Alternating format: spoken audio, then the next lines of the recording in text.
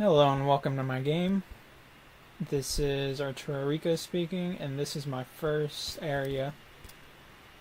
So we start off here. We need to get across this fence. We look at these boxes to our left, and we use one of them to climb up on this, jump up on this terrain right here. Alright, there will be several hidden items throughout the level that you can pick up. But for right now, we will continue through our main path. We crouch here. And as you can see, our entry has been collapsed. So we need to find a different way up. And what we will do is climb up through these shelves. Alright. There's a money item right there. Pick that up. Jump across here. And proceed through. Alright, we use our grapnel here to push these boxes out of the way. And then proceed by climbing up. Okay. So our main objective is to reach those light posts over there with the beams. But first we need to pass this small area. Alright, as you can see, there's cars blocking our path. We got to move these pieces of rubble out of the way and climb or crouch under. Alright, there's a turret. Be sure whenever you see items on the ground, you can crouch and sneak past the turret. Now there's two different path options here, but I will continue to take on the risky one. To collect the key right there, and the keys will be later on be used to open up a treasure chest near the end of the game.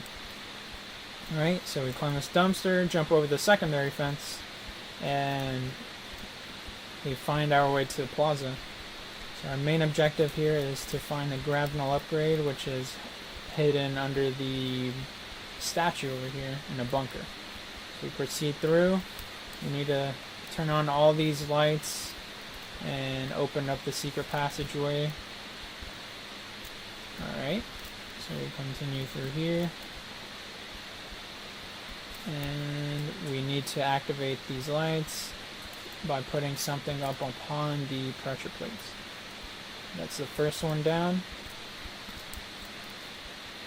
And as you can hear, a noise actually comes up every time one of the pressure plates is activated. So our third and final one. Alright, that plays the bunker being opened. As you can see, it plays an animation, and we proceed to go down there.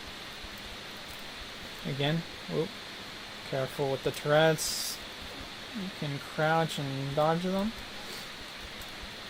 Alright, and there's our upgrade right there. Pick it up, turn around. Statue collapses. We push it out of the way with the grapnel upgrade. Jump out of here, and over here's another key. This is optional for the players. They can actually go in here, and once they get all the keys, the treasure chest opens up, playing another animation. Right now we will use the grapnel upgrade to push the bulldozer out of the way, and we proceed to exit the level. We do have another collectible that's pretty hidden, a book right here. We can jump and collect it, and that is it. Thanks for watching. Hope you guys enjoy. After the player leaves Arturo's scene, they walk directly into a little path that leads them along a spooky wooded forest directly into a town. We do have the money collectibles, and my featured asset are the first thing that you see here. This asset is actually a rod that you collect 5 of those to build our shadow puzzle later in the level. Once the player picks those up, and this one on the other side of the gate, they will continue on to their first sort of obstacle in my level, which is basically, just pretty simple. Move the box, get past the rubble. Easiest way to do that is to jump onto the wall and over. Once they're here, they will need to kind of look around. There are some collectibles that they can find, and then they will get a message that tells them that they aren't able to go through the forest, so they'll need to find a way back into the town. Again, just jumping up here and back over the wall into the town. They don't have a message volume to tell them this, but they will need to actually go through this forest path here to actually come around and get these collectibles. They are pretty obvious, so they shouldn't have any trouble seeing those, but if they do skip them, obviously there's nothing that tells them that they need to go do that. Once they do get those collectibles, they will come back around and loop back into the town, which completes their first objective. We do have a little bit of platforming here for the completionists who want to get all the objectives and all the collectibles. They will platform up onto these buildings and find some hidden collectibles that are stashed away up there. And then they need to remember from Arturo's level, in the dark areas to use their flashlight. So they will pop that on, and then we have kind of some crouching, jumping mechanics, using those in these puzzles here. As well as some little trash and rubble here that they are able to move and find some more collectibles if they want to take the time to do that. Again, it's more for the completionists who, want to make sure that they grab everything and explore everywhere before they, finish a game. Once they are finished crouching and jumping and exploring in the abandoned building, they come back outside. And there are 3 more areas for finding the hidden collectibles. One of them is on top of this building here, which is a little bit harder to get to. It's more of a challenge to build up into that area. Another one is just beyond this rubble here where they are able to go back around. There is actually a rod back there that they will need to get to finish the shadow puzzle. And then the final area is on top of this building, and on behind the building there's another wooded area where they're able to get some more collectibles. Once they are finished exploring, they can actually just come right back around here to the shadow puzzle here. It's currently not functioning as a shadow puzzle. I was unable to get the lighting and the scripting to cooperate, so right now it does function as a maze a map to the maze in the next area, and the door trigger to where they're able to get to that maze. So once they pull the door trigger, they will just come down through the door and to our warehouse. So as you can see, it is pretty dark here. They are going to need to use their flashlight. That's going to add the degree of difficulty of knowing where to go and being able to see where all the walls are, and the kind of almost like a horror game where it's is something going to jump out at me? Are there going to be turrets around the corner? Things like that. So they will need to rely on being able to remember what the shadow puzzle was, what the map said, where to go, things like that. And then they will just have that extra interactivity of, not knowing what's coming because it is so dark here. There are some collectibles that they can get throughout here.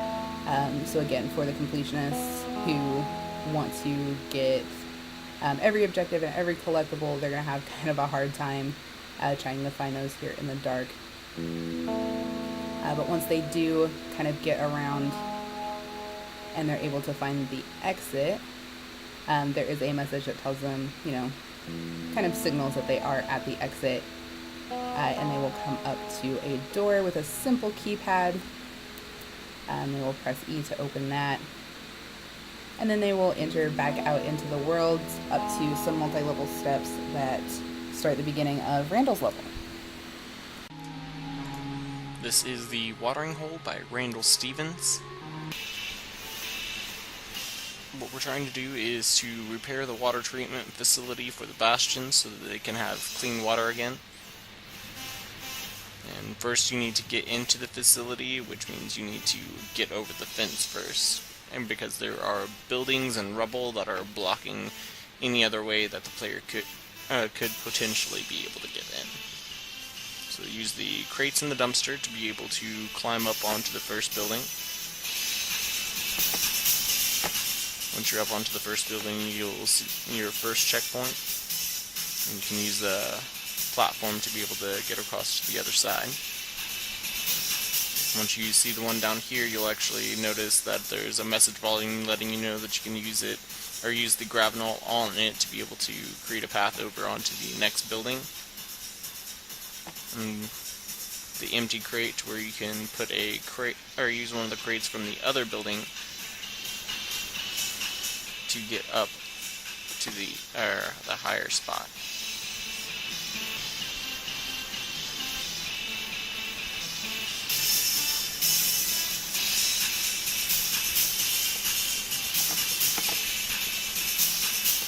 Once you're up here, you'll notice that you actually have a way into the facility, but there is no way to get into it without a platform. So there's a platform up here that's sticking out that'll let the player know, or more easily find the platform.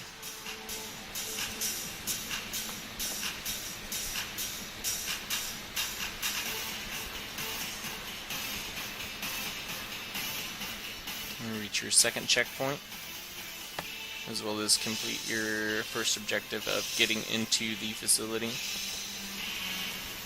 In the office room, it'll actually tell you that the blueprints are somewhere around here. So with a little exploring, you'll find one of the cache pickups in my scene. And on the other desk, you'll actually see the blueprints sitting there. And unless you pick those up, you are unable to proceed. I am getting a message volume to tell the player to press E to pick them up. Due to some lighting issues at the very end, my scene is a little darker than it should be, but that's a major issue that I'm getting taken care of as soon as possible. Once you get up close enough to the filters, it'll help guide you, or the blueprints will help guide you to repairing some of the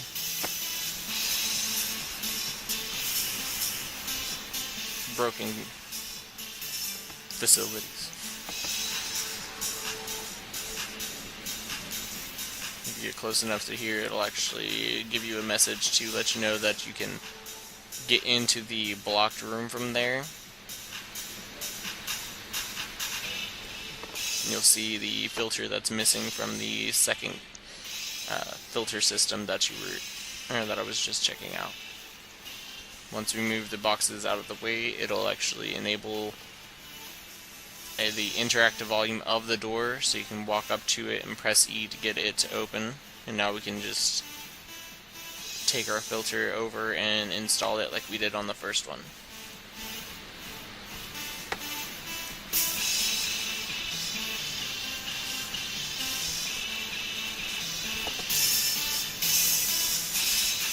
If we explore a little bit more, go up the stairs, see what's past there, you'll actually notice I've got some crates to kind of block off the player's view so that they try and guide them to do the other one first. And this one's actually missing 2 filters, and it is a fairly dangerous area to be in.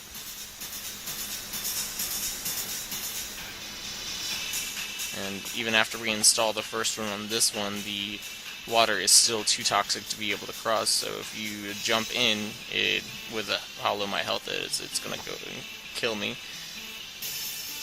But it's still too toxic to be able to get across to the other side, so we can grab the second builder that is just out of reach, just out in the water. You don't have to go too far for it.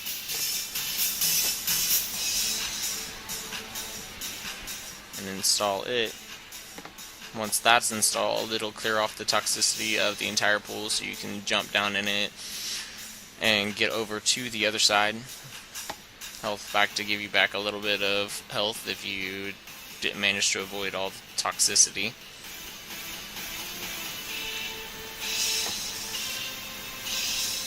If you explore a little bit, you'll see that there is a button and that it'll tell you that it's not working right now because of one of the engines. When you go to explore the engines, you'll come across, you'll see a piece that's missing, and just to kind of confirm that, when you go up to it, I've got a message volume that activates saying, this is the broken piece, the other piece has got to be somewhere around here.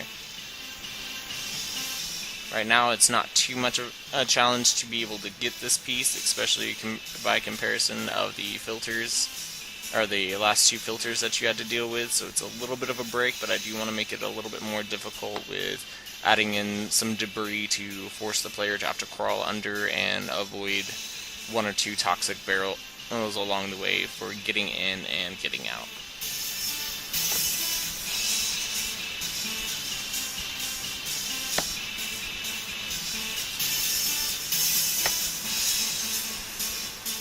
Once we install this, it'll attach like the filters do, and then we can go and press the button to detoxify the water down there, as well as opening the exit door. It's a little hard to see right now, but it is open enough for you to be able to crawl through now.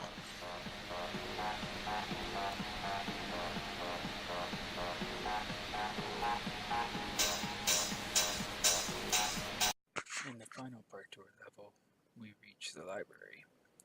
Here you're going to collect your mission and try to find your way into the facility. Using this old log, you can knock a hole in the wall and then proceed inside. Next, you're going to find a locked door, and you must use the key here to open it. We then are going to do a simple jump navigation over the blocking bookcases. And then with this table blocking our way, we're going to have to push it with the grab null to wedge it through.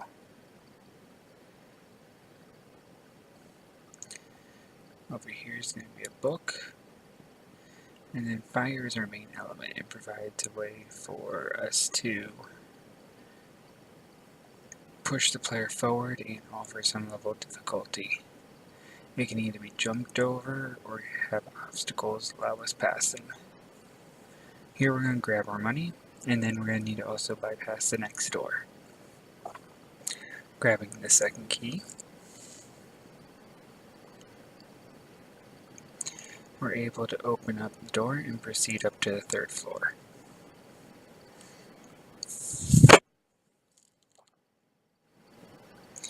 Here, we're going to be able to push these boxes out of the way, and then proceed through a simple navigation puzzle of over-under. Here brings in our next element, which is using pillars to push over and block the fire to allow us to bypass it. We're going to collect our collectibles here, and then proceed to the next area, which is a repeat using the pillar again to create a bridge over the fire. We're going to clear these boxes and grab our next collectible, and then proceed down to the first floor through the elevator shaft. On the first floor, we're going to use our pillar movement again to do pushing and pulling to create a bridge across the fire.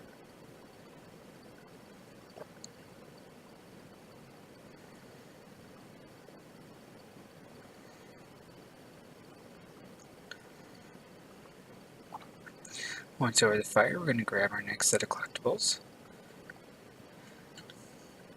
and then find the key for the third and exit door.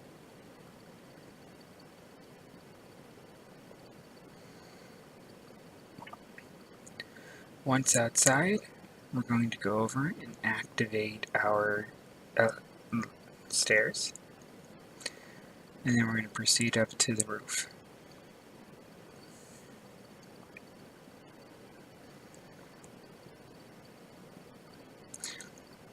Once we reach the roof, we're going to spawn in our helicopter, which is going to allow us to leave the level, as seen here. And that is the end of our level.